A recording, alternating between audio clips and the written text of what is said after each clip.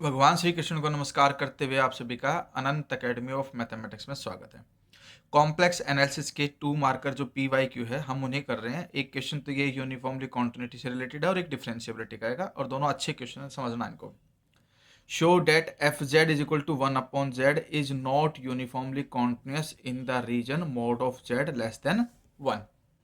Suppose f z is uniformly continuous, हमने suppose किया कि यूनिफॉर्मली कॉन्टिन्यूस है तो कॉन्टिन्यूटी की डेफिनेशन लगाएंगे हम कि भाई mode of Z is less than 1। ये तो रीजन गिवन है हमें, गिवन एप्सिलॉन लेकर के चलेंगे ग्रेटर देन 0, फिर there exist some delta which is greater than 0 but less than 1 such that f z one minus f z two modulus less than epsilon whenever z one minus z two mod less than delta. ठीक है, ये condition यहाँ तक हमने uniform continuous माना था, उसकी condition हमने लिख दी बाई डेफिनेशन। अब यहाँ पर हमने डेल वन को जेड वन को मान लिया डेल्टा और जेड टू को मान लिया delta divided by 1 plus epsilon. इसके लिए थोड़ा सा ये ध्यान रखना पड़ेगा कि जेड वन और जेड टू की वैल्यू क्या ले। अब मोड ऑफ जेड वन जो है वो डेल्टा का, डेल्टा इज लेस देन 1, एक कंडीशन होगी। अब मोड ऑफ जेड टू लेके चलेंगे तो वो ये आएगा आपके पास, और ये भी लेस देन डेल्टा ही है क्योंकि ये डिवाइड हो रहा है 1 प्लस एप्सिलॉन से जो कि एक पॉजिटिव क्वांटिटी है, इसलिए ये भी लेस देन 1 ही होगा। फिर z one minus z two का मोड लेके चलेंगे, यहाँ पर जेड वन की जेड टू की वैल्यू डाल देंगे, एलसीएम लेंगे, delta minus epsilon delta, delta से माइनस डेल्टा कट करके सिर्फ ये बचेगा। अब देखिए ये एप्सिलॉन अपॉन में 1 प्लस एप्सिलॉन, ये वैल्यू लेस देन 1 है तो इसलिए इसकी वैल्यू जब लेस देन 1 पुट करूंगा तो ये जो टोटल वैल्यू है वो लेस देन डेल्टा ही हो जाएगी। ठीक है, क्योंकि डिनोमिनेटर जो है वो न्यूमरेटर से ग्रेटर है। अब यहाँ पर ये कंडीशन होने के बाद but f z one minus f z two का जो मोड लेके चलेंगे उसमें हम एफ जेड वन का मतलब 1/z1 और माइनस में एफ जेड टू का मतलब 1/z2, क्योंकि फंक्शन जो था वो 1/z था। जेड वन में जेड वन रख दो, जेड टू वाले में जेड टू रख दो, फिर 1/डेल्टा हो गया और ये रेसिप्रोकल होकर के जेड टू की वैल्यू जो हमने ली थी ना डेल्टा अपॉन 1 प्लस एप्सिलॉन, उसका रेसिप्रोकल रख दिया। ये एलसीएम लेकर के 1 से 1 कट जाएगा, एप्सिलॉन अपॉन डेल्टा आ जाएगा और ये ग्रेटर देन एप्सिलॉन आ ही रहा है। अब ये वैल्यू अगर ग्रेटर देन एप्सिलॉन आ गई तो इसका मतलब कॉन्ट्राडिक्शन आ गई, क्योंकि कॉन्टिन्यूटी में तो हम लेस देन एप्सिलॉन लेके चलते हैं, यहाँ पे ग्रेटर देन एप्सिलॉन आ गया, a contradiction. And so f z is not uniformly continuous in the region mod of z less than 1। ये कंडीशन हमने यहाँ पे प्रूव कर दी। अब डिफरेंशिएबिलिटी क्या होती है उस रिलेटेड डेफिनेशन देखो पहले तो। Let f be a function whose domain of definition contains a neighborhood of a point z0. The derivative of f at z0 written as f dash z0 is defined by, ये definition है आपके पास कि भाई f dash z0 is equal to limit z tends to z0 f z minus में f z zero upon में z minus z zero, या फिर हम इसको ये भी लिख सकते हैं z zero plus del z minus में f z zero divided by del z, where del z is equal to z minus z zero. अब यहाँ पर इन्होंने एक रिमार्क दिया है कि भाई ओमेगा या डब्ल्यू ले लो इसको, is equal to F Z W plus del W is equal to में f of z plus del z. अब जब हम डेरिवेटिव करेंगे D W by D Z for F dash Z तो वो ये हो जाएगा आपके पास D W by D Z limit del z tends to zero del डब्ल्यू अपॉन डेल जेड, यानी कि रिप्रेजेंटेशन है। अब मेन क्वेश्चन आता है ये बहुत इंपॉर्टेंट क्वेश्चन है, ध्यान से समझना इसको। The function f z is equal to z square is differentiable everywhere, कि भाई ये डिफरेंशिएबल है हर कहीं पे। तो इसमें यह है हम क्या करेंगे डेल डब्ल्यू अपॉन डेल जेड निकालेंगे और del z tends to zero करेंगे।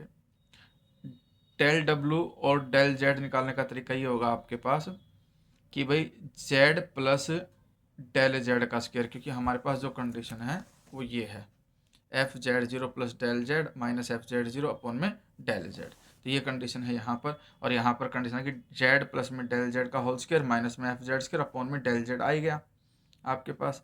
अब इसको सिंप्लीफाई करते हैं, इसका होल स्क्वायर ओपन करके, जैसे इसका अगर हम होल स्क्वायर ओपन करते हैं तो z square plus del z square plus 2z into del z और माइनस जेड स्क्वायर और डिवाइड में आपके पास क्या है डेल जेड है, तो ये कैंसिल हो गया। जो बचा उसमें से डेल जेड कॉमन लिया, कॉमन लेकर कट करके एक कंडीशन बचेगी, इसको जीरो रखोगे तो 2z आ जाएगा।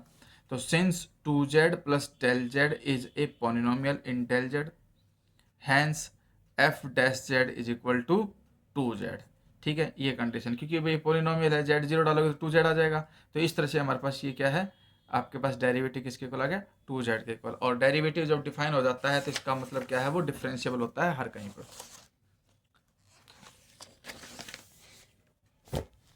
इसके बाद ये है एक एग्जांपल और, show that the function f z is equal to mod of z square is differentiable only at z is equal to 0, कि ये डिफरेंशिएबल है लेकिन सिर्फ 0 पे और कहीं पर भी नहीं। तो f z is equal to mod of z square ले लिया हमने। ये लेने के बाद अब हम क्या करेंगे, एफ डैश 0 निकालेंगे, तो यानी कि जेड की जगह 0 रख देंगे, तो जेड प्लस डेल जेड होता था 0 plus del z minus f 0 upon del z. अब आपके पास ये एक प्रकार से एफ डेल जेड ही बच गया। अब फंक्शन जो है हमारे पास वो मोड ऑफ जेड स्क्वायर है, तो जब हम डेल जेड निकालेंगे तो इसका जेड की जगह पे डेल जेड लिख देंगे, तो ये डेल जेड का स्क्वायर हो गया, एफ 0 की वैल्यू 0 है ही, और अपॉन में डेल जेड लिख दिया। इसके बाद ये कंडीशन लिखेंगे हम, limit del z tends to 0, mod of z का स्क्वायर है, इसका मतलब डेल जेड इंटू में डेल जेड का कॉन्जुगेट, ये फॉर्मूला होता है। डिवाइड में आपके पास डेल जेड है ही, तो ये कट जाएगा, सिर्फ ये बचेगा। इसमें लिमिट 0 पुटअप करोगे तो ये 0 आएगा। तो hence f z is differentiable at z equal to 0। अब इसके अलावा क्या है कि let z be any non zero complex number. अगर नॉन जीरो कॉम्प्लेक्स नंबर है तब क्या होगा, तब हम ये डेफिनेशन लगाएंगे, limit del z tends to 0, z plus del z minus में एफ ऑफ जेड अपॉन में डेल जेड। इसमें तो mod of z plus del z का स्क्वायर हो जाएगा, इधर सिर्फ मोड ऑफ जेड का स्क्वायर बचेगा। ये मोड का स्क्वायर हटाएंगे तो इस तरह से कंडीशन बनेगी, z plus del z into में उसका कॉन्जुगेट, और वो कॉन्जुगेट सेपरेट सेपरेट कर देंगे कि जेड प्लस डेल जेड का कॉन्जुगेट है तो z conjugate plus del z conjugate, और माइनस में जेड इंटू जेड कॉन्जुगेट, क्योंकि ये प्रॉपर्टी होती है भाई हमारे पास कि मॉडुलस ऑफ कॉम्प्लेक्स नंबर का जो स्क्वायर है वो होता है कॉम्प्लेक्स नंबर और उसके कॉन्जुगेट का प्रोडक्ट। अब जो डेल जेड डिनोमिनेटर में है, मल्टीप्लिकेशन करके जो कुछ कैंसिल आउट हो सकता है कैंसिल कर देना, कैंसिल होने के बाद इस डेल जेड से हर एक को सेपरेटली डिवाइड कर देना, ये कंडीशन बचेगी आपके पास। ठीक है,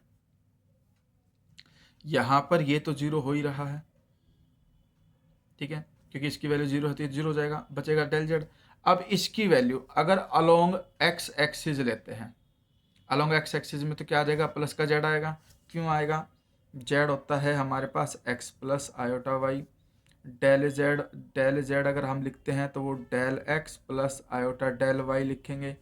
अलोंग रियल एक्सिस में डेल जेड जो है वो टेंस करेगा डेल एक्स की तरफ, और अलोंग इमेजनरी में करता है तो डेल आयोटा के साथ डेल वाई, ये कंडीशन होगी। तो ऊपर नीचे लिखेंगे, रियल में तो कॉन्जुगेट सेम होता, कट करके 1 आ जाएगा, इसीलिए del bar plus no z bar plus z लिखा जाएगा along x axis. Y axis में कॉन्जुगेट में ऊपर नेगेटिव आ जाएगा, क्योंकि कॉन्जुगेट ना, तो ये तो आ गया, और कॉन्जुगेट का मतलब आ जाएगा माइनस आयोटा डेल वाई। अब अगर मैं इसको इससे डिवाइड करूँगा तो कट करके -1 आएगा, और -1 आने के वजह से माइनस जेड हो जाएगा, तो दोनों अलग अलग वैल्यू आ गई कि भाई z bar plus z is not equal to z bar minus z. We conclude that limit does not exist, क्योंकि अब ये जो लिमिट है इस फंक्शन की वो एग्जिस्ट नहीं करेगी। अब जब डेरिवेटिव जो है आपका लिमिट के केसेस में, यानी कि कॉन्टिन्यूटी के केस में एग्जिस्ट नहीं करता, तो हम कहेंगे f z is not differentiable at each non zero z, hence f z is differentiable only at z is equal to 0।